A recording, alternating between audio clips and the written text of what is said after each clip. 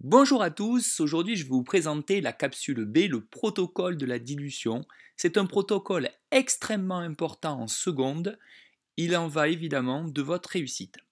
Les trois professeurs qui sont en photo sont mobilisés pour cette expérimentation de classe inversée. Je vous propose de commencer. Donc déjà on va rappeler ce qu'est la concentration en masse. La concentration en masse d'un soluté correspond à la masse d'un soluté dissous dans un volume V-sol de la solution. La concentration en masse est notée grand C petit m et elle s'exprime en grammes par litre. Par définition, la formule littérale est donc le rapport de la masse sur le volume de la solution. Cm est donc égal à m sur V-sol. Ensuite, nous allons vraiment évoquer ensemble la dilution. C'est une partie délicate de l'année, il faut connaître parfaitement tout ce que vous allez faire, vous devez l'écrire sur une feuille double en rouge. La dilution pour commencer. Dans la vie quotidienne, on fait parfois des dilutions, notamment lorsque l'on boit un sirop de menthe. On rajoute de l'eau pour diluer afin que le goût et la couleur soient moins prononcés. On dit aussi souvent concentré. Le constat, c'est lorsque vous avez introduit la masse de sirop dans un bécher ou dans un verre d'eau à la maison, cette masse ne change plus, quel que soit le volume d'eau que vous rajoutez. Et ça, c'est un point important de la dilution. Lorsque l'on fait une dilution, la masse ne change pas. Et ça, c'est vraiment la base de toute notre façon de réfléchir cette année en seconde. En chimie, on part d'une solution concentrée appelée la solution mère, et à partir de laquelle on cherche à réaliser une solution fille. Ainsi, tout au long de l'année, quand vous aurez une dilution à faire, vous partirez d'une solution qui est concentrée, que l'on appelle alors la solution mère, et on cherchera à préparer une solution fille. La formule de la dilution. Vous allez toujours utiliser une formule pour tout simplement chercher le volume à prélever. Pour y arriver, le constat est de toujours commencer sa phrase par « au cours d'une dilution, la masse ne change jamais ». Ainsi, si la masse ne change jamais, vous pourrez alors écrire que la masse à prélever est égale à la masse de la solution de soluté de la solution fille. Ainsi, une fois que nous avons fait ça, nous connaissons notre formule de concentration en masse. La concentration en masse étant la masse sur le volume de solution, on pourra donc réécrire cela sous la forme la masse c'est une concentration en masse fois le volume de solution. Bien entendu, on prélève toujours dans la solution mère et on obtient toujours une concentration en solution fille. Ainsi, cette formule, on peut la réécrire comme étant la concentration en masse de la solution mère fois le volume évidemment à prélever dans la solution mère, qui sera égal alors à la concentration en masse de la solution fille que l'on cherche à préparer, fois le volume de la solution fille que l'on cherche à préparer. Une fois que nous avons écrit ces deux formules, la dernière est évidemment dépend de celle qu'on vient d'écrire, c'est-à-dire le volume à prélever. Comme ici c'était multiplié, de l'autre côté ça va devenir divisé. Et la formule que l'on aura à écrire et à retenir, c'est donc là, le volume à prélever est toujours égal à la concentration en masse de la solution fille fois le volume de la solution fille sur la concentration en masse de la solution mère. Voyons un petit peu donc une mise en situation. Avant de parler de la mise en situation, on va déjà voir le protocole de la dilution.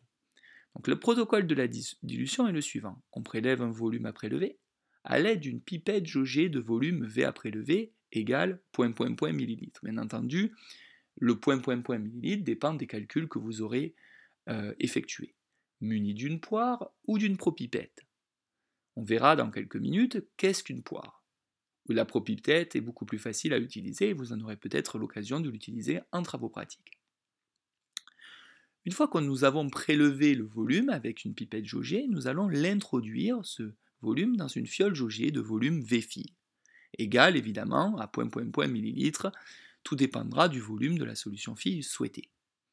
Ensuite, on remplit avec de l'eau distillée jusqu'au trait de jauge, et on verse la solution dans un bécher adapté pour homogénéiser. En effet, on ne doit jamais garder une solution dans une fiole jaugée, on verse cette solution dans un bécher adapté. Donc on va faire une mise en situation maintenant. La mise en situation que l'on vous propose, c'est donc un exercice très banal que l'on peut poser en seconde et que vous devez être capable de résoudre de manière très rapide. Le technicien demande ici de préparer une solution aqueuse de concentration en masse en sulfate de cuivre 10 fois moins concentrée de volume 100 ml à partir d'une solution mère de concentration en masse de 17 grammes par litre. Donc c'est un peu lourd à écrire, mais en réalité c'est facile. On veut donc une solution phi 10 fois moins concentrée que celle de 17 grammes par litre, avec un volume de 100 ml pour la solution phi. Donc, pour faire simple, l'étape 1 consiste à déterminer déjà la concentration de la solution phi. Cette concentration aura donc une valeur 10 fois moins importante que celle de la concentration en masse de la solution mère, ce qui nous donnera donc une concentration en masse de 1,7 g par litre.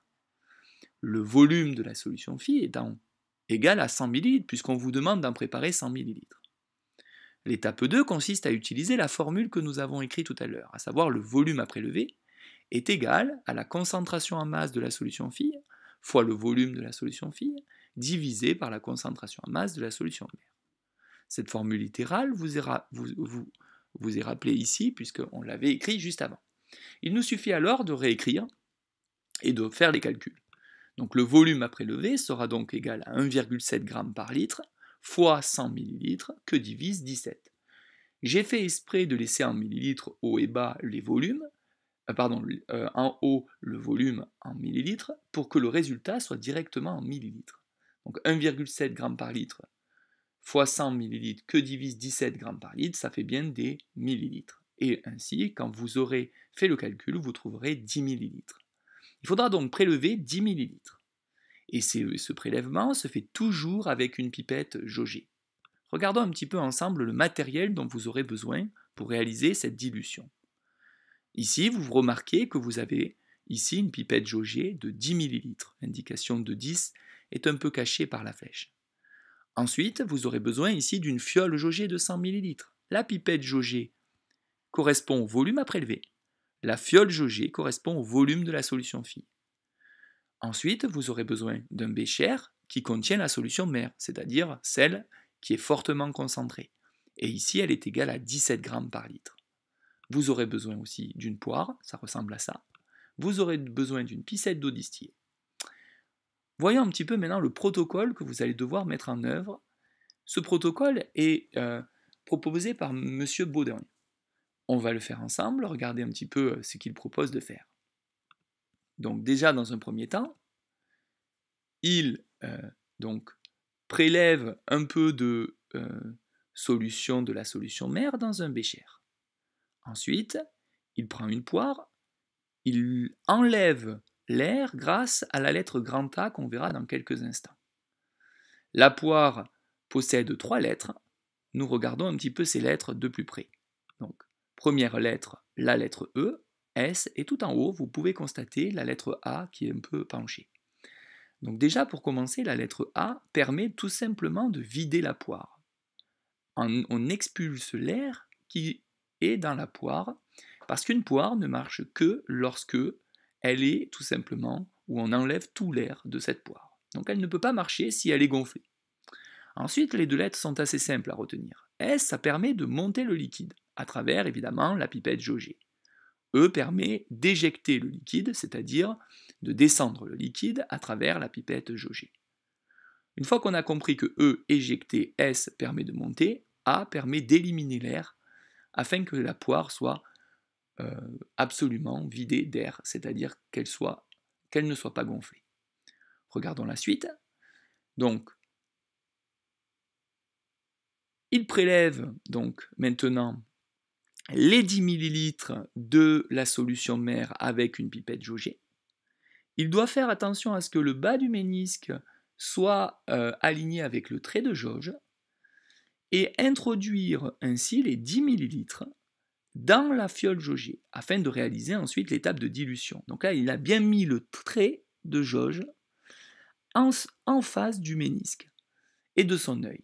Ensuite, il introduit bien entendu à l'aide de la pipette jaugée de la poire et en appuyant sur la lettre E pour éjecter. Donc il va faire descendre petit à petit le volume dans la fiole jaugée.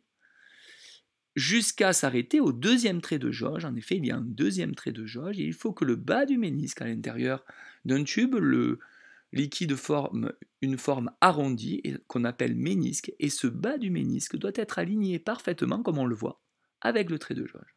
Ainsi, le reste, il ne le met pas. Et les 10 ml sont compris entre les deux traits de jauge. Ainsi, dans la fiole jaugée, il y a 10 ml. C'est l'étape maintenant qui consiste à diluer, c'est-à-dire rajouter de l'eau distillée. On rajoute de l'eau distillée jusqu'au trait de jauge qui se situe tout en haut de la fiole jaugée. Tout en haut, on va le voir de toute façon. Donc là, on réalise l'étape de dilution. Il n'y a pas de souci avec ça. On rajoute de l'eau. Ce protocole de dilution, on le voit, est très très strict. On ne peut pas faire ce que l'on veut.